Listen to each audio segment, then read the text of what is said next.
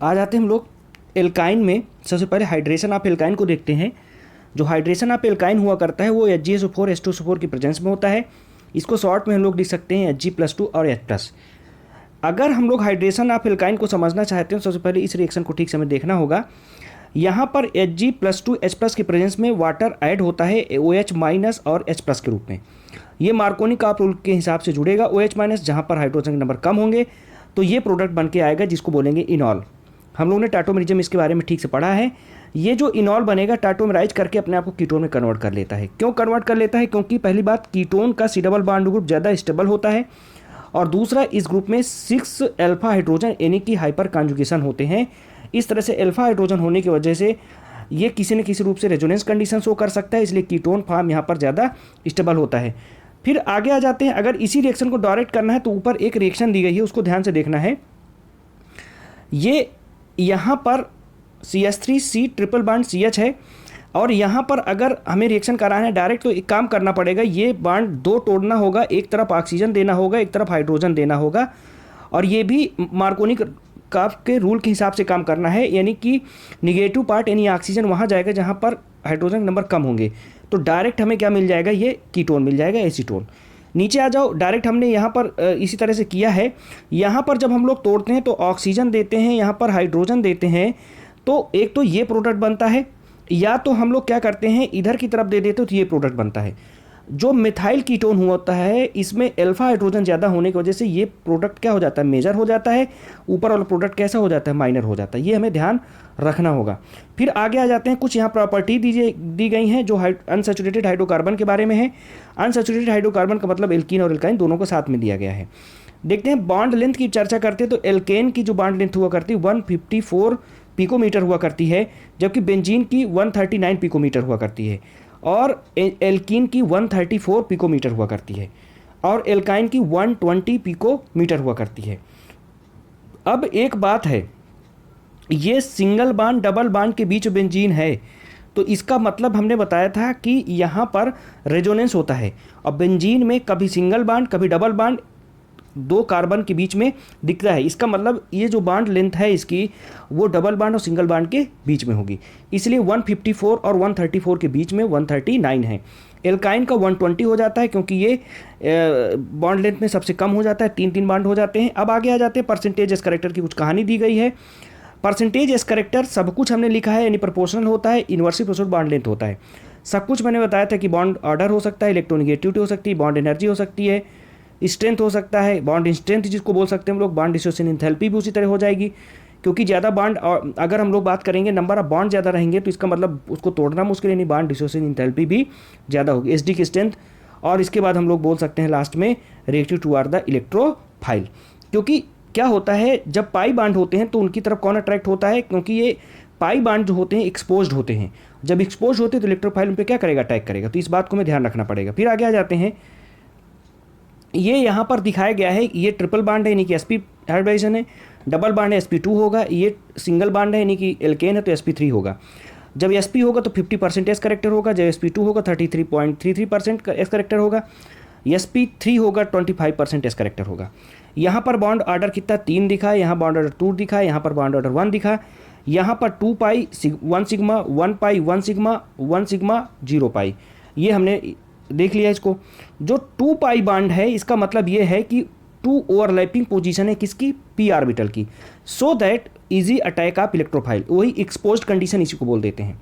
आ जाओ, कुछ क्वेश्चन दिए गए उनको भी देख लेते हैं। यहाँ पर कुछ दिया गया है कि बॉन्ड लेंथ किसकी ज़्यादा होगी। तो एक सिचुएशन ये दी गई है, एक सिचुएशन ये दी गई है, एक सिचुएशन ये दी गई है।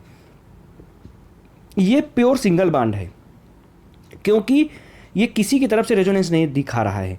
लेकिन अगर हम लोग देखते हैं इस सिचुएशन को तो ये क्या कर रहा है, यहाँ पर ये जो सिंगल बॉन्ड है ये 2 अल्टरनेट देख लेते हैं। यहाँ पर ये double bond single bond double bond, यानी कि इनके बीच में है तो इसका मतलब रेजोनेंस हो सकता है। अगर इलेक्ट्रॉन को इधर मूव करा दें तो ये इधर मूव कर जाएगा, यहाँ पर निगेटिव आएगा तो यहाँ पॉजिटिव आएगा, इनके बीच बॉन्ड बन जाएगा। तो इसका मतलब ये है कि जो सी वाला बॉन्ड है ये सिंगल बॉन्ड डबल बॉन्ड के बीच का हो सकता है, यानी कि इसकी बॉन्ड जो लेंथ है वो घट रही है क्योंकि डबल बॉन्ड की तरफ शिफ्ट हो रहा है। तो इसका मतलब ये हो गया बी फिर सी फिर ए, बी सबसे ज़्यादा है क्योंकि ये प्योर सिंगल बाड है, ये डबल बाड की तरफ शिफ्ट हो रहा है, और ए जो है प्योर ट्रिपल बाड है। और हमने बताया था कि अगर बॉन्ड लेंथ की बात करें तो सबसे ज़्यादा सिंगल बाड होता है, फिर डबल बाड होता है, फिर ट्रिपल बाड होता है। तो इस तरह से आ जाते हैं, जबकि बॉन्ड ऑर्डर में ट्रिपल बाड सबसे ज़्यादा होता है। एसडी की स्ट्रेंथ आप एल्काइन को समझते हैं। देखो अभी हमने बताया था कि मैक्सिमम परसेंटेज आप एस करेक्टर होता है, इसलिए H+ को रिलीज कर देगा और वहाँ पर इलेक्ट्रोनिगेटिव कार्बन के कारण वो H+ को रिमूव करेगा और पॉजिटिव सोडियम को अपने से अटैच कर लेगा। इसका मतलब ये अगर हम लोग देख लेते हैं कि ये टर्मिनल एल्काइन है तो एक सोडियम या NH2 से सोडियम ले करके अपने टर्मिनल पोजीशन पर लगा लेता है। सबसे इंपॉर्टेंट कहानी ये होती है, हाइड्रोजन रिप्लेस कर देता है। फिर इसके बाद आ जाते हैं, यहाँ पर कुछ क्वेश्चन दिए गए हैं उनको देख लेते हैं हम लोग। ये एक टर्मिनल एल्काइन है, यहाँ पर 2 टर्मिनल एल्काइन है, यहाँ पर एक भी टर्मिनल एल्काइन नहीं है क्योंकि इससे ये CH3 ग्रुप जुड़ा हुआ है। तो यहाँ पर जो टर्मिनल जितने ज़्यादा अपने पास हाइड्रोजन रखेंगे उतना ज़्यादा एसिडिक होगा, इसलिए बी वाला सबसे ज़्यादा एसिडिक होगा, फिर ए वाला, फिर सी वाला। बी वाला सबसे ज़्यादा क्योंकि यहाँ पर 2 टर्मिनल पोजीशन है, यहाँ पर 1 है, यहाँ पर 1 भी नहीं है। आगे आ जाते हैं हम लोग। अगले क्वेश्चन की बात किया है कि देखो टर्मिनल जो एल्काइन हुआ करती है वो टॉलेंस रिएजेंट के साथ रिएक्शन करके, यानी कि टॉलेंस रिएजेंट हुआ करता है ammoniacal silver nitrate solution AgNO3 के साथ NH4OH, इसी को AgNH3 का होल ट्वाइस प्लस लिख सकते हैं, और व्हाइट प्रेसिपिटेट या सिल्वरी प्रेसिपिटेट बना देता है, साथ में क्या निकाल देता है, अमोनिया। तो आ जाते हैं यहाँ पर, ये टर्मिनल एल्काइन होगा, AgNO3 के साथ रिएक्शन करके Ag यहाँ जुड़ जाएगा, व्हाइट या सिल्वर कलर का प्रेसिपिटेट बना लेगा और ये NH3 यानी गैस बन जाएगी। इसी तरह से कोई भी पोजीशन होगी Ag दोनों तरफ जुड़ जाएगा क्योंकि टर्मिनल पोजीशन 2 दिखेंगी। एक तरह से एक रिएक्शन दी गई है, हालांकि इसको ज़्यादा जरूरी जानना नहीं है। यहाँ पर Cu2 Cl2 NH4OH, हालांकि ये क्या है, ये एक तरह का फेलिंग सोल्यूशन नहीं है क्योंकि यहाँ पर जो कॉपर है Cu+ के रूप में है, बस एक Cu यहाँ आके टर्मिनल पोजीशन पे जुड़ जाएगा और टर्मिनल जुड़ जाएगी। ये फेलिंग सोल्यूशन नहीं है क्योंकि फेलिंग सोल्यूशन में Cu+2 होता है। तो ये कन्फ्यूजन होता है, कभी कभी पूछ ले तो बता सकते हैं। फिर इस तरह नीचे रिएक्शन है ग्रिग्नार्ड रीजन से, तो इसको हमने पढ़ा था अभी कि एल्केन बनाते समय कि टर्मिनल एल्काइन है, हाइड्रोजन रिमूव होकर तुरंत R ग्रुप जो ग्रिग्नार्ड रीजन को उसके साथ जुड़ करके हमारे साथ एक क्या बन जाता है, एल्केन बन जाता है, साथ में टर्मिनल जो ग्रिग्नार्ड रीजेंट है MgBr के साथ वो जुड़ जाता है बचा हुआ। बॉइलिंग पॉइंट हमने बताया था कि boiling point number of carbon और ब्रांचिंग की इन्वर्स प्रोपोर्शन होती है, लेकिन अगर हम लोग बात करते हैं इसका तो एल्काइन का ज़्यादा होता है क्योंकि यहाँ पर जो एल्काइन हुआ करता है ये लीनियर स्ट्रक्चर शो करता है क्योंकि sp हाइब्रिडाइजेशन हुआ करता है, और ये sp होने की वजह से, लीनियर होने की वजह से ये इसका क्रिस्टल फिट स्ट्रक्चर हो जाता है, और क्रिस्टल फिट स्ट्रक्चर का मतलब ये हो गया कि इसकी जो बॉइलिंग पॉइंट है वो बढ़ जाएगी। आ जाते हैं हम लोग, यहाँ पर कुछ रिएक्शंस दी गई हैं। देखो अगर आयोडोफार्म CH3 अगर क्लोरोफार्म CHCl3 को ले लेते हैं Ag की प्रेजेंस में, यानी सिल्वर मेटल की प्रेजेंस में, तो इस तरह से रिएक्शन करके ये 6AgCl निकल जाता है, CH triple bond CH ethyne का फार्मेशन, स्टाइलिन का फार्मेशन हो जाता है। इसी तरह आयोडोफार्म CHI3 तो ये 6AgI निकल जाता है और CH triple bond CH ethyne इस तरह से बन जाएगा। और फिर आगे हम लोग पढ़ेंगे कि ये जो इथाइन हुआ करता है कॉपर रेड हार्ट की प्रेजेंस में, ये क्या कर देता है, अपने आप को कन्वर्ट कर देता है बेंजीन में। फिर आ जाते हैं कुछ यहाँ पर कन्वर्जन दिए गए हैं, उनको ध्यान से देखते हैं। यहाँ पर प्रोपेन को कन्वर्ट कराना है एलाइल क्लोराइड में, तो देखो पहले हम लोग क्या कराए, क्लोरीनेशन कराए, ये टर्मिनल पोजीशन पे क्लोरीन जुड़ा, एल्कोहलिक KOH हमने लगा दिया, KOH की प्रेजेंस में क्या हुआ, डिहाइड्रोहेलोजिनेशन यानी डबल बॉन्ड क्रिएट हो गया। इसको HOCl से हमने रिएक्शन करा दिया, तो तुम्हें पता है कि HO -Cl+ के रूप में मार्कोनी आप रूल से जुड़ता है, OH- यहाँ जुड़ गया, Cl यहाँ जुड़ गया। फिर हम क्या करते हैं, डिहाइड्रेशन करा देते हैं कंसंट्रेटेड H2SO4 की प्रेजेंस में, तो OH यहाँ से, H यहाँ से जब हटेगा तो ये देखो यहाँ पर एलाइल क्लोराइड बन जाएगा। दूसरा यहाँ तरीका यहाँ से देखो दिखाया गया है कि Cl2H की प्रेजेंस में हम लोग Cl वहाँ डायरेक्ट जोड़ सकते हैं, कहाँ पर, एलाइलिक पोजीशन पे। एलाइलिक पोजीशन पे Cl इसलिए जुड़ता है क्योंकि यहाँ बनने वाला फ्री रेडिकल स्टेबल होता है रेजोनेंस के कारण। आगे आ जाते हैं, अगली रिएक्शन दी गई है इथाइन टू ब्यूटाइन। देखो ये इथाइन है, अगर हम लोग सोडियम की रिएक्शन कराते हैं तो हमने बोला टर्मिनल हाइड्रोजन जो होते हैं एसिडिक कार्बन होने की वजह से H+ रिमूव करके सोडियम मेटल को अपने जोड़ लेते हैं। और अगर एक बात हमने बताई थी वो याद हो, उसमें ये बोला गया था कि कभी भी हैलोजन, कभी भी सोडियम यानी first group second group halogen को देख लेते हैं तो आपस में जुड़कर तुरंत बाहर निकल जाते हैं, यही कंडीशन होती है। यहाँ पर ये दोनों जुड़ जाते हैं, बाहर निकल जाती है क्योंकि 2 मोल लिया गया है, CH3+ इन पोजीशन पे आके कार्बन की पोजीशन जुड़ जाता है। ये बहुत अच्छी रिएक्शन होती है, चेन को बढ़ाने वाली रिएक्शन होती है। अब आ जाते हैं हम लोग आगे रिएक्शन में, प्रोपेन 2,2,3 डाइमिथिल ब्यूटेन। देखो अगर हम लोग प्रोपेन की बात करते हैं, यह नंबर ऑफ कार्बन बढ़ रहे हैं। देखो नंबर ऑफ कार्बन बढ़ाने के लिए हमने बोला था, एक तो ये ऊपर की बात याद रखो जो हमने ये लिख के दिए कार्बन बढ़ाने के लिए, दूसरा साइनाइड की रिएक्शन करा देना होता है या फिर हम लोग ऊर्जा रिएक्शन करा देते हैं। तो ये 2 चीज़ें हैं। तो यहाँ पर प्रोपीन जो है हमारे पास, ये HOCl से रिएक्शन करा के हमने क्या बना दिया, ये एक ये एल्काइल हैलाइड बना दिया। ये एल्काइल हैलाइड अब ऊर्ज रिएक्शन में पार्टिसिपेट करेगा और ये जो यहाँ पर बना है ये एक तरह का फ्री रेडिकल है, क्योंकि यहाँ से टूटेगा और फ्री रेडिकल बनाएगा। इस तरह के दो फ्री रेडिकल बनेंगे। ये देखो दो फ्री रेडिकल बने, एक ये बना एक ये बना, और दोनों फ्री रेडिकल आपस में इस तरह से बॉन्ड बना लेंगे और इसका जो आईयूपीएसी नेम होगा 2,3-डाइमेथाइल ब्यूटेन आ जाएगा। फिर आगे आ जाते हैं हम लोग। अगली जो रिएक्शन दी गई, कन्वर्जन दिया गया है, वो एसिटिक एसिड टू बेंजीन दिया गया है।